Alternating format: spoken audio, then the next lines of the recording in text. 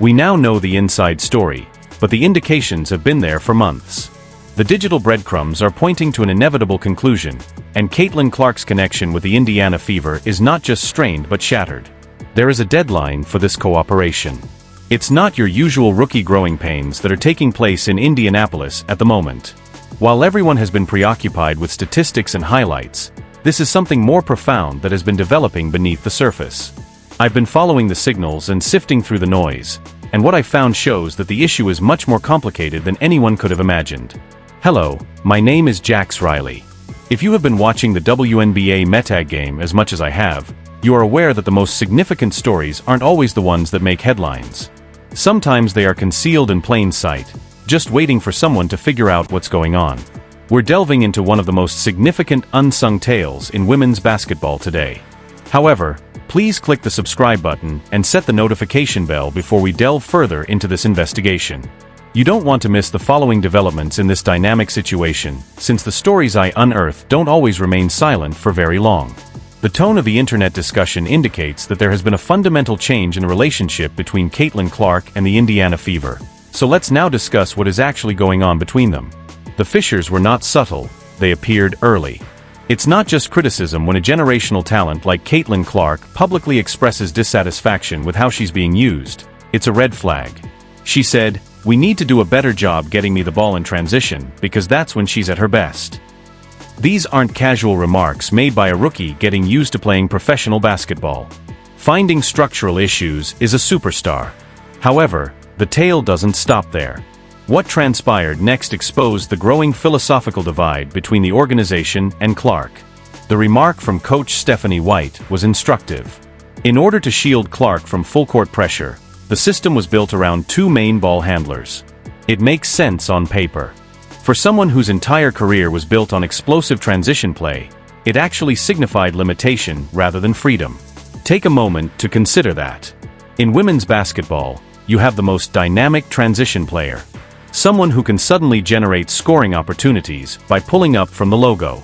And your system is made to prevent her from touching in the exact circumstances where she has the upper hand. That is fear-based management, not coaching. What, then, is reality and what is conjecture? The official narrative and the digital reality don't fully match, so let's dissect it. A different picture appears if you follow the digital breadcrumbs, even though official sources won't tell you this. There is more to Clark's injury predicament than just bad luck. It is a sign of more serious organizational problems. Fans anticipated concern and perhaps even a formal update regarding their franchise player status when she was clearly in pain from a groin injury during a game, choking back tears. Rather, Coach White dismissed it, telling reporters that Clark was only experiencing a slight emotion. In WNBA circles, the phrase, "a little something," became a lightning rod. Unless there is a mismatch between the organization's principles and what the player represents, you don't lessen your superstar's suffering in that way. Let me be honest now. We're getting close to rumors. Although there is no official confirmation, the digital signals indicate a rising dissatisfaction that extends beyond basketball philosophy. According to those close to the situation, I'm being cautious with my wording because these discussions take place in private. Clark feels underappreciated both organizationally and tactically. Consider it from her point of view. She is bringing in an extraordinary amount of money for the franchise. She is more than just a player. Her jersey sales, ticket player mobility, limitations on free agency, pay scales, and the entire system. Furthermore, Kane won't wait until Clark's rookie deal expires in 2028. She is currently laying the foundation. In reality, free agent dynamics in the league have completely changed as a result. And when promoting systemic change in the way the league handles its stars by utilizing Clark's profile. The Indiana scenario serves as an example of what occurs when businesses fail to adjust to player empowerment. However, the tale doesn't stop there since Indianapolis's problems go beyond a single player's relationship with their team. This relates to the WNBA's transformation from a developing league to a recognized professional sports organization. Additionally, players like Clark are not merely vying for titles in that evolution. They are vying for dominance over their stories. A crucial aspect of the league's growth trajectory is shown by the split between Indiana and Clark. New generation superstars who recognize their worth and demand to be treated well will pose a challenge to traditional organizations that operate with antiquated mindsets. Clark didn't enter the WNBA to be a manager. She began to dominate, lead, and influence women's basketball going forward. Let's now discuss the actual implications of this for the near future. Although Clark has a contract that keeps him in Indiana until 2028, when relationships go apart, contracts are nothing. Even in circumstances where they appear helpless, astute agents manage to generate advantage. That leverage is provided by the CBA discussions. You can see a different image of how these negotiations are going if you follow the digital breadcrumbs, even though official outlets won't tell you this. Kane is fighting for more than just improved pay and working conditions. In order to give athletes more control over their careers, she is advocating for structural improvements. And Clark's circumstances in Indiana serve as an example of why those adjustments are required. There is growing evidence that this cannot be sustained in the long run.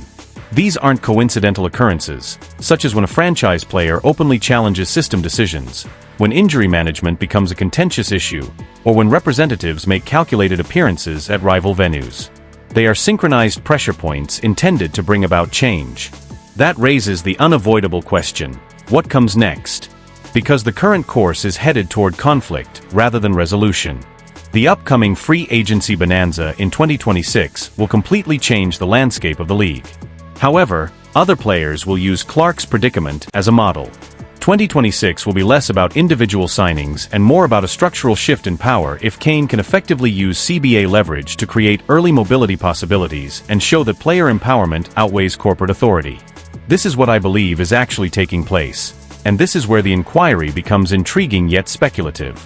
In the larger CBA talks, Clark's team is utilizing her experience in Indiana as a negotiating tactic. Every well-publicized annoyance, injury scandal, and calculated picture opportunity serves as proof that the current system is ineffective for great players. This strategy is brilliant because it doesn't require an instant trade. It involves making a case for methodical change that is advantageous to all parties involved.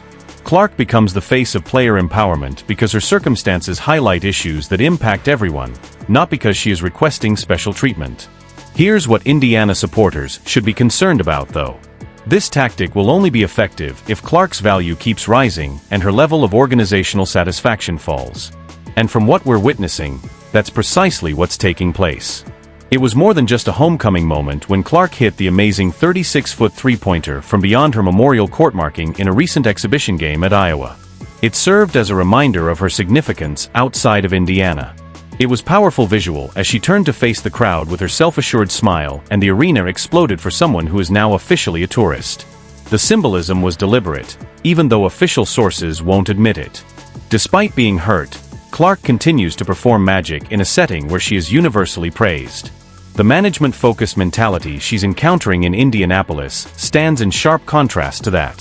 What, then, is reality and what is conjecture? The distinction between fact and hearsay becomes hazy in circumstances such as these, so let's dissect it once again. We do know that Clark has publicly voiced her displeasure with her use. The treatment of injuries has proven contentious. During strategic exchanges with rival players, her agent was obvious.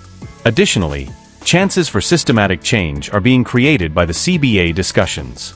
The Indiana relationship is irreparably damaged, as we suspect but are unable to verify. Clark's predicament is being used by Kane as leverage in more extensive talks. The current precedents will have an impact on the 2026 free agency wave. The tone of the online discussion indicates that supporters are beginning to realize what's going on. Standard game highlights or statistical analysis are consistently outperformed by Clark-related content that suggests organizational issues. People are aware that something is developing. This leads us to the unavoidable query that motivates all of the conjecture. Is it possible to save this relationship? And to be honest, based on all I've learned, the solution hinges on Indiana's willingness to drastically alter their approach to its star. In contemporary professional sports, player empowerment is more than simply a catchphrase. Organizations must either accept this reality or fall behind. Teams who view great players as partners rather than assets to be managed will prosper in the new WNBA environment. The time is running out for Indiana to make a decision. They may modify their strategy, grant Clark the independence and dignity she deserves, and create a championship culture centered on her leadership. Alternatively, they might stick with the current management style while their franchise players camp makes the argument for the need for systemic change. However, from a meta-narrative standpoint, this is what makes the situation so captivating. Clark's predicament is already altering the larger discourse, regardless of what Indiana does. There are other gamers observing. Notes are being taken by other agencies. The current precedent will have an impact on how all of the WNBA stars of the future approach their careers. Therefore, when I say that Clark recently disclosed the reasons for her inability to remain in Indiana for much longer, I'm not referring to a spectacular news conference or a leaked interview. Rather, I'm referring to a pattern of behaviors, declarations, and tactical placement that conveys a message more effectively than any formal revelation could. If you know how to read them, you can find all the digital breadcrumbs. It is not a question of whether change will occur. The question is whether Indiana will contribute to the solution or serve as a warning about what happens when companies fail to adapt to their stars. And this is precisely the kind of narrative that characterizes league evolution for those of us who follow the WNBA metagame. Not only what takes place on the court, but also how player agency grows, power dynamics change, and how a single superstar scenario can spark systemic change. What are your thoughts? Are we seeing the start of a new age in player empowerment, or are these just normal growing pains that will pass? Please share your opinions in the comments section below. I read each and every one of them, and the discussions in our comment area frequently highlight points I overlooked in my first study. Please hit the like button and forward this video to anyone who has been following Clark's story if this inquiry helped you understand what's truly going on behind the scenes. This is not just a story about one player or one squad. It concerns women's professional basketball's future. Additionally, because this crisis is far from done, make sure you're subscribed and have notifications enabled. There will be more digital footprints to trace, more dots to connect, and more stories to tell as the 2026 free agency bonanza approaches, the CBA discussions heat up, and Clark's career develops. There won't be a revolution in women's basketball. It's here already. And we go beyond the headlines in order to comprehend how it's developing one apparently little moment at a time.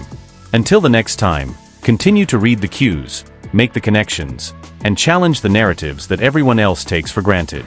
Because the most significant tales in the WNBA metagame are frequently the ones that no one wants you to